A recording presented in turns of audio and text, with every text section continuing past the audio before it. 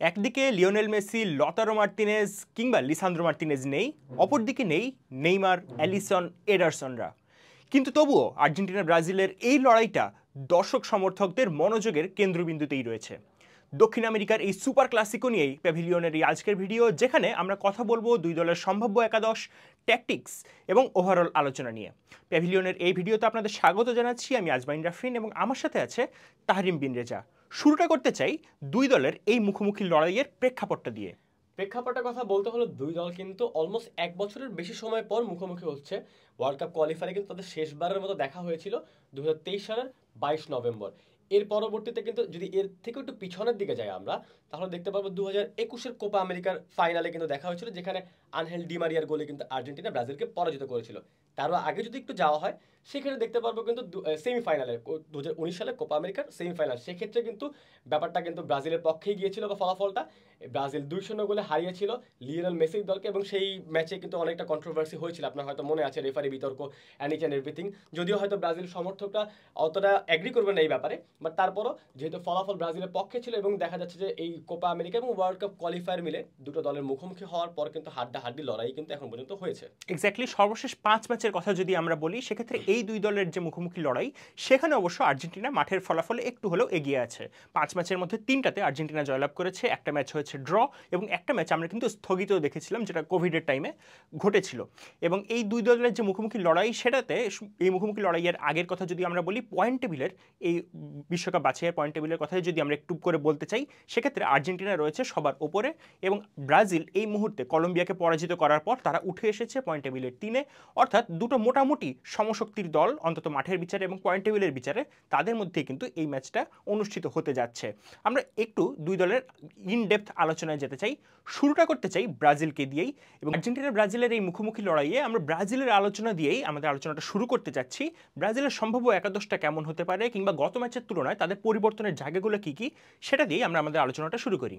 পরিবর্তনের কথা যদি বলতে হয়, সম্ভবত অনেকেই জানেন যে ইয়েলো কার্ড সাসপেনশনের জন্য ব্রাজিল কিন্তু পাচ্ছে না দুইজন তারকাকে, ব্রুনো গিমেরাস এবং গ্যাব্রিয়েলকে। তাদের বদলে দরিবাল জুরিয়ার কিন্তু কল করেছেন কিছু নতুন মুখকে, এবং সেটা বিবেচনা রেখে যদি আমরা স্কোয়াডের দিকে তাকাই, তাহলে হয়তো অ্যালিসন যেহেতু নেই, গোলকিপার হিসেবে আমরা দেখতে পারবো বেন্তোকে, এবং ডিফেন্সিভ লাইন আপে হয়তো রাইট ব্যাকে গত ম্যাচেও খেলেছেন কিন্তু ভেন্ডারসন এবং মার্কিনস, এবং গ্যাব্রিয়েল যদি থাকছেন না, নটিংহ্যাম ফরেস্টে মুরিলা। আমরা কিন্তু আমাদের প্রিভিউ শোটাতে কিন্তু এটা নিয়ে কথা বলেছি, ব্রাজিল যে অ্যানালাইস শোটা করা হয়েছিল, সেখানে কিন্তু বলেছেন নটিংহ্যাম ফরেস্টে বর্তমানে প্রিমিয়ার লিগের 3 নম্বরে আছেন, এবং মুরিলো নটিংহ্যাম ফরেস্টের হয়ে খুব ভালো একটা সিজন কাটাচ্ছেন। এবং মুরিলো মার্কিনোস ডুও যদি সেন্টার ব্যাক হিসেবে দেখতে পারি, তাহলে লেফট ব্যাকে কিন্তু আরানা থাকছেন, এবং পাশাপাশি পিএসজির বেরালদো, তাকেও কিন্তু কল করেছেন ডরিবাল জুনিয়র। তিনি পিএসজির হয়ে 18 ম্যাচ খেলে 1টি গোল করেছেন। এবং তাদের ঠিক সামনে যদি আমরা দেখি তাহলে জোলিংটন এবং আন্দ্রেকে হয়তো দেখা যেতে পারে মিডফিল্ডে, যেখানে আগে ছিলেন বুনো গিমেরাস, ঠিক আছে, গিমেরাস এবং থাকছেন না, ধরে নেওয়া যাচ্ছে জোলিংটন হয়তো খেলতে পারেন। তবে জোয়াও গোমেজ, যিনি আন্দ্রের সাথে উলভার হ্যাম্পারটনে খেলে থাকেন, এবং আন্দ্রে এবং জোয়াও গোমেজের মোটামুটি একটা ভালো কানেকশন আছে, আমরা স্ট্যাটিস্টিক্স বিবেচনা করে যতটুকু জেনেছি। তো হয়তো দরিবাল জুনিয়র, জোলিংটন, তিনি কিন্তু লিভারপুলের বিপক্ষে নিউক্যাসলের হয়ে কিন্তু কারাবাও কাপ জিতেছেন, তারও কিন্তু ডেকোরেটিভ একটা স্ট্যাট আছে এই ম্যাচের পূর্ববর্তী সময়ে। হয়তো এখানে একটা সুইচ দেখা যেতে পারে, হয়তো জোয়াও গোমেজ আন্দ্রে একটা ডুও দেখা যেতে পারে, অথবা জোলিংটন বা আন্দ্রে। আর এর সামনে রাফিনহাকে কিন্তু গত কয়েকটা ম্যাচে দেখা গিয়েছে এই সেন্ট্রাল অ্যাটাকিং মিডফিল্ডার পজিশনটাকে অকুপাই করতে, এবং ডানে হয়তো রদ্রিগোকে দেখা যাবে, এবং পেদ্রো এবং ভিনিসিয়াস জুনিয়র হয়তো তার সামনে থেকে লিড দেবেন। এবং পেদ্রোর ব্যাপারে অবশ্যই বলতে হয়, আমরা আমাদের শোটাতে বলছিলাম ম্যাথিউস কুনহা, তিনি কিন্তু দারুণ ফর্মে আছেন, এবং পেদ্রো, ডরিবাল জুনিয়র হাতে দুটো ভালো অপশন। কাকে চুজ করবেন? আমরা বলেছিলাম কুনহাকে হয়তো চুজ করতে পারেন based on his recent forms, but পেদ্রোকে ব্যাপারে দরিবাল জুনিয়র যেটা বলেছেন, যে তার মধ্যে এক ধরনের অ্যাবিলিটি আছে যেটা দলকে ওভারঅল বেনিফিট করে, এবং তিনি অ্যাগ্রেসিভলি এবং ডিফেন্সিভলি দুভাবেই ভালো খেলেন। তো পেদ্রো একটা ডিফারেন্স মেকার দরিবাল জুনিয়রের জন্য, সেটাই তিনি বলেছেন, এবং এই ম্যাচেও হয়তো পেদ্রোকে স্টার্ট করতে দেখা যেতে পারে। এক্স্যাক্টলি, গত ম্যাচের কথা যদি আমরা বলি, কলম্বিয়ার বিপক্ষে যে ম্যাচে ব্রাজিল জয়লাভ করেছে 2-1 ব্যবধানে, সেই ম্যাচে জোয়াও পেদ্রোর একটা ভালো ভূমিকা ছিল। বিশেষ করে প্রথম গোলে ভিনিসিয়াস জুনিয়র যে পেনাল্টিটা আর্ন করেছিলেন, তাকে কিন্তু পাসটা দিয়েছিলেন এই জোয়াও পেদ্রোই। এবং সেই গোলের কথা যদি আমরা বলি, ব্রাজিলের খুব দ্রুত একটা অ্যাটাক আমরা দেখেছিলাম, একেবারে গোলরক্ষক অ্যালিসন থেকেই ডিফেন্সিভ প্লেয়ারদের কাছ থেকে বলটা খুব দ্রুত চলে গেল পেদ্রোর কাছে, যিনি সেই মুহূর্তে অবস্থান করছিলেন ফরওয়ার্ড লাইন থেকে একটু পেছনের দিকে, এবং সেই মুহূর্তে কিন্তু ফরওয়ার্ড লাইন হিসেবে আমরা যদি চিন্তা করি ভিনিসিয়াস জুনিয়র এবং রাফিনহারাই ছিলেন, এবং এর মাধ্যমে বোঝা যায় জোয়াও পেদ্রো কিন্তু মাঠে তিনি মুভ করতে পারেন এবং অনেকটা ফ্রি রোলে তিনি খেলেন অনেক ক্ষেত্রেই, এবং রাফিনহা যখন সামনে চলে যান তিনি পেছনে চলে আসেন। এছাড়া ভিনিসিয়াসের জায়গাটাও তিনি কিন্তু কাভার করতে পারেন। তো জোয়াও পেদ্রোর সেই পাসটা থেকেই ভিনিসিয়াস জুনিয়র একটা চমৎকার রান মেক করলেন, সেখান থেকে তিনি পেনাল্টি আর্ন করলেন, রাফিনহা প্রথম গোলটা সেখান থেকে কিন্তু করে ব্রাজিলকে এগিয়ে দেন ম্যাচের একেবারে শুরুর দিকে। এই বিষয়টা খুব গুরুত্বপূর্ণ, এবং আর্জেন্টিনার বিপক্ষে তারা যখন মাঠে নামবে তখন এই ট্যাকটিক্সটা বা এই কৌশলটাও কিন্তু নিশ্চিতভাবেই দরিভাল জুনিয়রের মাথায় থাকবে, এই দ্রুত আক্রমণে ওঠার ব্যাপারটা। এর পাশাপাশি মিডফিল্ডের কথা আপনি বলছিলেন, গত ম্যাচে দেখেছিলাম ব্রুনো গিমারেস এবং গার্সনকে এই ডিফেন্সিভ মিডফিল্ডার বা ডাবল পিভটে শুরু করতে, তবে এই ম্যাচে তাদের দুজনের কাউকেই পাচ্ছে না ব্রাজিল। ব্রুনো গিমারেস অবশ্যই হলুদ কার্ডের জন্য এই ম্যাচে খেলতে পারবেন না, গার্সনেরও গত ম্যাচে একটা ইনজুরি ছিল যে কারণে তিনি ছিটকে গেছেন এই যে কোপা আমেরিকার, ইনফ্যাক্ট এই যে কনমেবলের বাছাই পর্ব সেখান থেকে।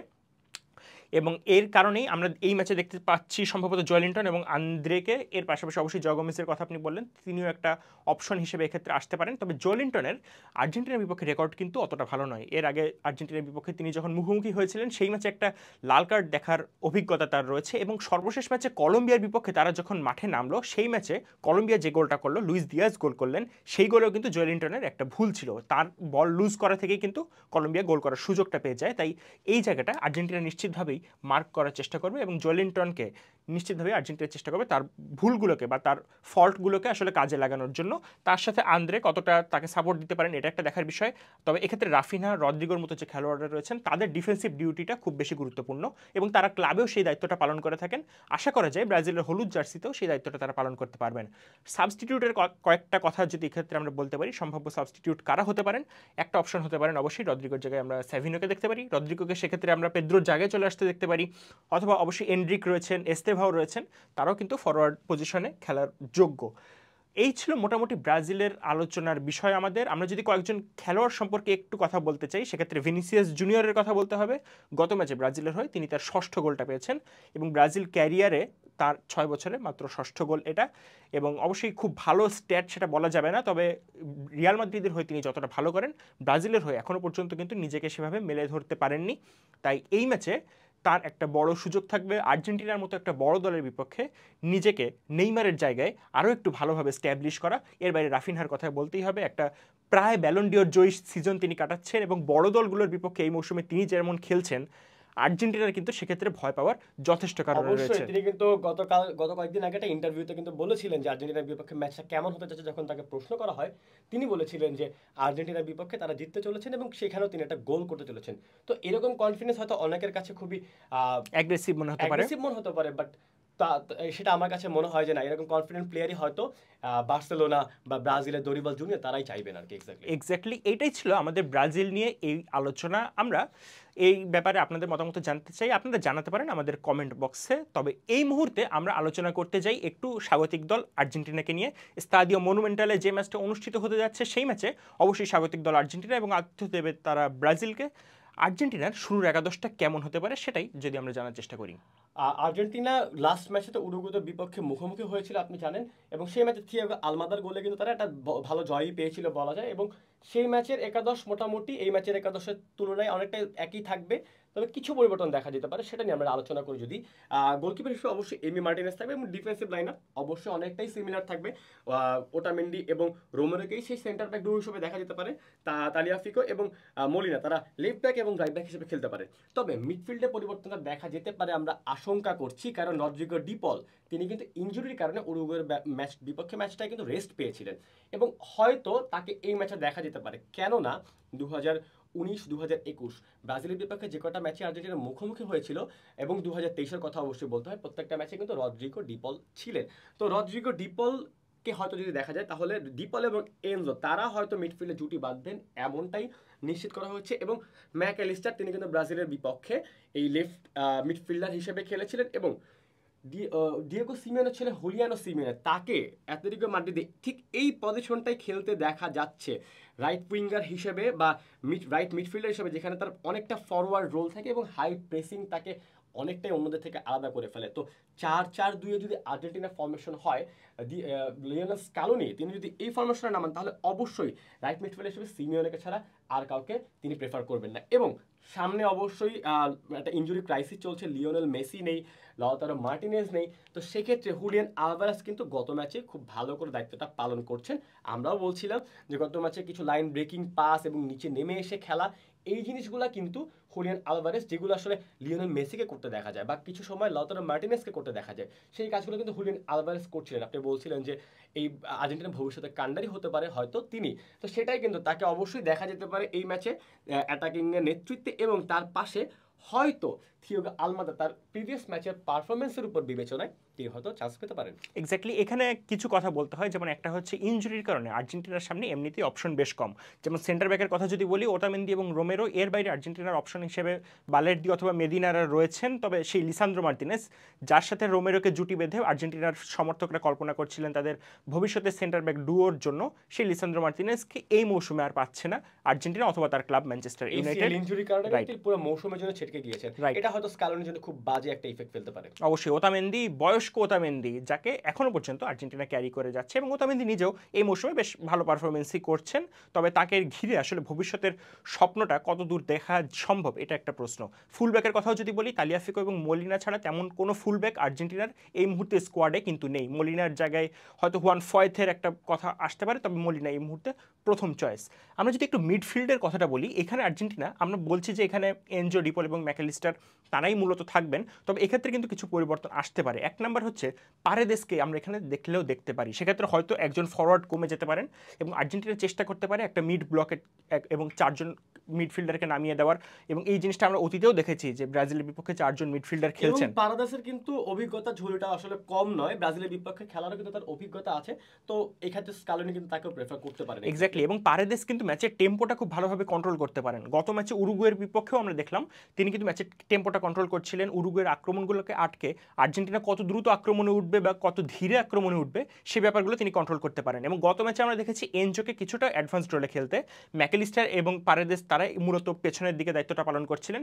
এই ম্যাচটাতে আসলে কী ধরনের দায়িত্ব তাদেরকে পালন করতে হয় সেটা আসলে একটা দেখার মতো বিষয় হবে, এবং খুবই আমরা আগ্রহের সাথে এটা দেখার জন্য অপেক্ষা করে থাকবো। ফরওয়ার্ড লাইনের কথা যদি বলি, আলভারেজ এই মুহূর্তে অটো চয়েস, তাকে খেলাতেই হবে, কোনো অপশন নেই আসলে। সিমিওনে এবং আলমাদা তারা দুজনেই স্টার্ট করবেন কিনা, নাকি তাদের পরিবর্তে আমরা আনহেল কোরিয়া কিংবা অন্য কাউকে দেখতে পাবো, সেটাও আসলে একটা দেখার মতো বিষয়ই হবে। তবে এক্ষেত্রে কয়েকটা ব্যাটেল আসলে বলে রাখতে হবে। যেমন সিমিওনে তার যে পেস, সেটা দিয়ে তিনি ব্রাজিলের লেফট সাইডটাকে চেষ্টা করবেন তটস্থ করে রাখার, এবং একই সাথে আলমাদা গতদিন যে ম্যাজিকটা দেখিয়েছেন বক্সের বাইরে থেকে শট নেওয়ার, একই সামর্থ্যটা কিন্তু আছে আর্জেন্টিনার ম্যাকেলিস্টার অথবা আলভারেজেরও। সেই বিষয়টাও কিন্তু আসলে লক্ষ্য রাখতে হবে যে তারা বক্সের বাইরে থেকে শট নিয়ে প্রতিপক্ষকে ভরকে দিতে পারেন কিনা। যেহেতু বেনতো কিন্তু ব্রাজিলের রেগুলার গোলরক্ষক না, আল নাসেরে তিনি খেলেন, যথেষ্ট ভালো গোলরক্ষক, তবে তিনি ব্রাজিলের জার্সিতে রেগুলার নন। এই সুযোগটা আর্জেন্টিনা হয়তো নিতে চাইবে। প্লেয়ার্স টু ওয়াচের কথা যদি বলি, সবার আগে অবশ্যই নামটা বলতে হবে হুলিয়ান আলভারেজের। অ্যাটলেটিকো মাদ্রিদের হয়ে তিনি যেমন চমৎকার পারফরমেন্স করছেন, ভালো পারফরমেন্সটা আমরা দেখেছি আর্জেন্টিনার জার্সিতেও। গত ম্যাচেই তার কাছ থেকে একটা অ্যাসিস্ট আমরা দেখতে পেয়েছি, এবং আলমাদের সাথে তার কম্বিনেশনটা দারুণ ছিল। সময় সময় তিনি মাঠের নিচের দিকে নেমে এসে বল রিসিভ করে এবং চমৎকার সব লাইন ব্রেকিং পাসও দিচ্ছিলেন। সব মিলিয়ে আলভারেজের ওপর আপনার নজরটা রাখতেই হবে। এর বাইরে হুলিয়ানো সিমিওনের কথা আমরা যেটা বলছিলাম, তার পেস, তার অ্যাগ্রেশন এবং একই সাথে তার প্রেসিং করার যে অ্যাবিলিটি, সেটার উপরেও আপনাদের বাড়তি নজরটা রাখতেই হবে। তো এই ছিল মোটামুটি আর্জেন্টিনা ব্রাজিল যে ম্যাচ, সেই ম্যাচে আমাদের আলোচনায় আমরা কোনো কিছু মিস করে থাকলে বা আপনি যদি কোনো কিছু অ্যাড করতে চান, সেটা আপনারা জানাতে পারেন আমাদের কমেন্ট বক্সে। তবে এই মুহূর্তে আমরা একটু প্রেডিকশনের দিকে যেতে চাই। স্তাদিও মনুমেন্টালে যে ম্যাচটা অনুষ্ঠিত হতে যাচ্ছে, সেই ম্যাচে আপনার প্রেডিকশনটা দিয়ে আমি জানতে চাই। ঘরের মাঠে আর্জেন্টিনা যেহেতু খেলা হচ্ছে, তো সেক্ষেত্রে আমার মনে হয় আর্জেন্টিনা একটা বড় জয় পেতে পারে, যেহেতু দরিবল জুনিয়র অনেকগুলো পরিবর্তন আনছেন এবং সেই পরিবর্তন আসলে একটা ফিট, এবং দরিবল জুনিয়র নিজেও বলেছেন যে বিশ্বের সেরা দলের বিপক্ষে তিনি কিন্তু তাদের মাঠেই খেলতে যাচ্ছেন। তো সেটা বিবেচনায় হয়তো আমার মনে হয় যে আর্জেন্টিনা 2-0 বা 1-0 গোলে একটা বড় জয় পেতে পারে। বলে রাখা ভালো, গত 6 বছরে অর্থাৎ 2019 সালের পরে আর্জেন্টিনার বিপক্ষে ব্রাজিল কিন্তু কোনো গোল করতে পারেনি। সেই গোল খরাটা তারা কাটাতে পারে কিনা, এটা একটা দেখার বিষয় থাকবে। পাশাপাশি আর্জেন্টিনার ঘরের মাঠ এবং আর্জেন্টিনার ডিফেন্সিভ এবং মিডফিল্ডে কতটা যে ভালো করছে, সেটা কিন্তু উরুগুয়ের ম্যাচেও আমরা দেখেছি। উরুগুয়ের যে হাই প্রেসিং, সেটার বিরুদ্ধেও আর্জেন্টিনা কিন্তু কোনো গোল হজম করেনি। এই ম্যাচে আমার প্রেডিকশন আর্জেন্টিনা জয়লাভ করবে, তবে সেটা ন্যূনতম ব্যবধানে হওয়ারই সম্ভাবনা বেশি। আমি 1-0 ব্যবধানে আর্জেন্টিনার জয়টাকে প্রেডিক্ট করছি। দর্শক, আপনারা আপনাদের প্রেডিকশনটা আমাদের কমেন্ট বক্সে জানিয়ে দিতে পারেন। এর বাইরে ইন্টারন্যাশনাল ফুটবল অথবা ইউরোপীয় ফুটবলের যে কোনো আপডেট পেতে ফলো করতে পারেন প্যাভিলিয়নের ফেসবুক পেজ এবং ইউটিউব চ্যানেল। এর বাইরে প্যাভিলিয়নের সাথে থাকার জন্য আপনাদের সবাইকে অনেক ধন্যবাদ।